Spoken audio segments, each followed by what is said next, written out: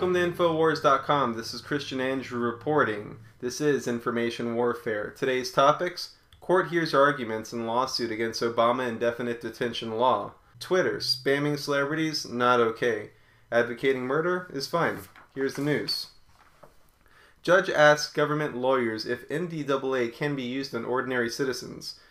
A federal court in New York heard arguments Thursday for the preliminary injunction against the National Defense Authorization Act, also known as the NDAA. The bill signed by Obama that legislates for the indefinite detention of American citizens without trial. No habeas corpus.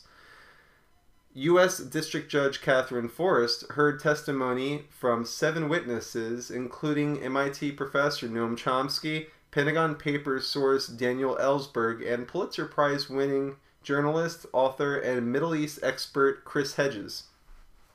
Hedges himself filed the class-action lawsuit claiming that the indefinite detention provision of the legislation, otherwise known as the Homeland Battlefield Bill, could see him sent to Guantanamo Bay for simply doing his job, and at the very least would have a chilling effect on the work of journalists and activists. The controversial legislation signed into law on New Year's Eve by Barack Obama, kind of sounds like the Federal Reserve Act, allows American citizens to be abducted and held in detention camps anywhere in the world without trial under Section 1031. Pretty cryptic, huh? Although Obama indicates in the signing statement attached to the bill that he would not use it to indefinitely detain American citizens. Although it was the Obama administration itself that requested the provision be worded so it would apply to U.S. citizens. Quote, "If there is no rolling back of the NDAA law, we cease to be a constitutional democracy. Totalitarian systems always begin by rewriting the law," unquote, Hedges said. "They make legal what once was illegal. Foreign and domestic subjugation merges into the same mechanism. Citizens are colonized, and it is always done in the name of national security." I'm really glad that these high-profile figures are standing up and actually doing something legitimate. You know, filing a class action lawsuit, getting it, seen by the Supreme Court, and getting media exposure to make American citizens aware of the threats that the NDAA cause to all of us. So, we'll continue to report this as it unfolds. Finally, Twitter, spamming celebrities not okay. Advocating murder is fine. Social network giant maintains Kill Zimmerman page despite massive condemnation. For those of you who have been in a cave for the past 3 weeks, Trayvon Martin was shot by Zimmerman here in Sanford, Florida, actually, where I'm reporting you from, coincidentally. And Twitter has refused to delete a profile page advocating the violent murder of George Zimmerman, the man who shot Trayvon Martin, even after a massive media backlash and despite the social network's regular practice of deleting accounts for the comparatively minor offense of spamming celebrities or discussing certain political issues. The profile page features an image of Zimmerman in crosshairs and includes tweets such as, quote, I'm not going to curse, family program, I know that, F the government, kill Zimmerman. RT, if you think Zimmerman should be shot instead of goon to jail, kill Zimmerman. Since I don't have a date or escorts, very nice, I'm thinking about running away and killing Zimmerman. We should just all get up and kill Zimmerman ourselves. F the system. And I ain't no hater, but I hate that cracker. One of the tweets also expressed support of the fact that Obama has publicly involved himself in the Trayvon Martin tragedy. The page has been active for around a week, and despite widespread media attention, Twitter has refused to remove the profile. Is Twitter taking a political stance amidst one of the most racially charged public debates America has ever seen by keeping the Kill Zimmerman page active? A brief summary of pages that were deleted by the company in the recent past suggests the answer is yes. If I get beaten to a pulp, hanging on by the rope, on the verge of chaos.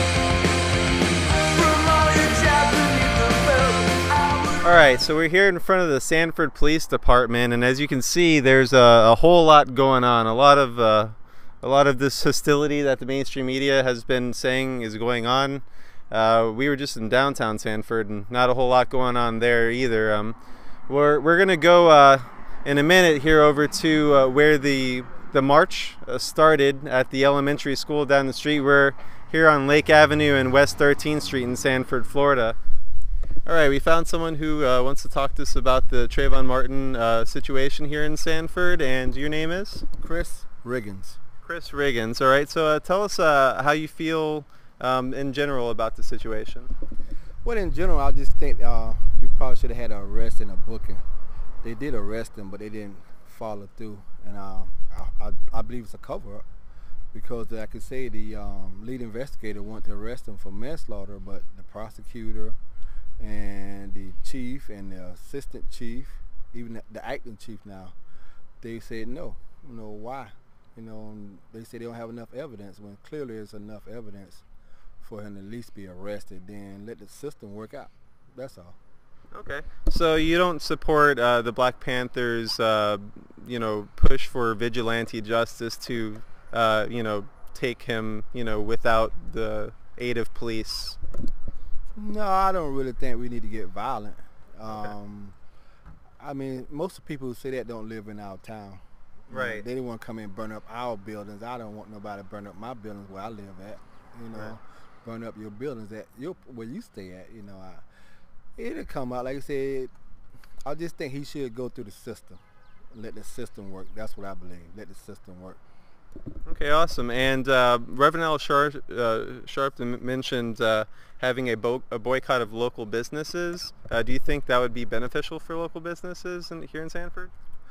I really can't say on that one. I think it might put more pressure on the people as far as the commissioners and the people in charge, the voting people. That might put more pressure because now you got pressure not just from us but from the business owners. They're going to put a lot of pressure on them also. And I think they're not doing their job either. The commissioners on the management, they should have did something, stepped in by now. Okay. And on a completely different note, the other topic of this news broadcast is the National Defense Authorization Act. It's an act that was signed into Congress on New Year's Eve by Obama. Are you familiar with this act? Not really. Okay, just to let you know, pretty much the NDAA is a act of legislation that will make indefinite detention of American citizens a possibility if they feel that you even are potentially supporting a terrorist agency. But the language of the legislation is so vague that it kind of could be anybody, just for what websites you go to or really anything.